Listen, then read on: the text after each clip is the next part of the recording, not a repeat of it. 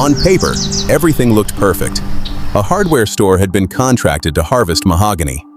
52 trees. The permit was there, the DENR had approved it, and the forest rangers had conducted their inspection. It was a textbook legal operation. But in the world of illegal logging, a permit isn't always a permission.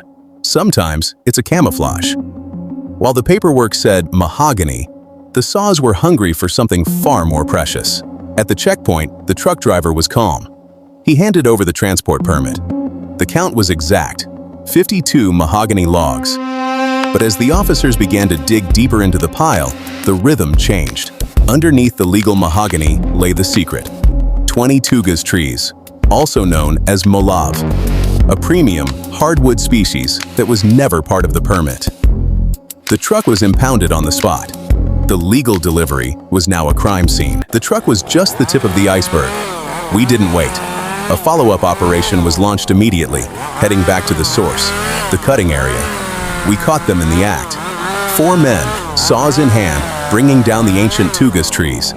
They thought they were safe because there was a permit for the mahogany. They were wrong.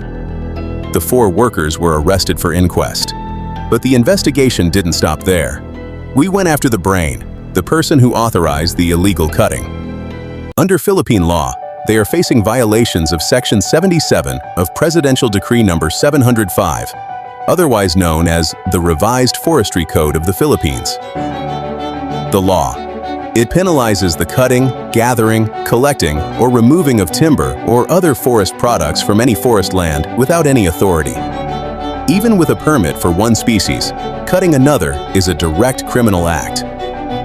Currently, the suspects have been released on bail, and the cases are pending before the Regional Trial Court, RTC.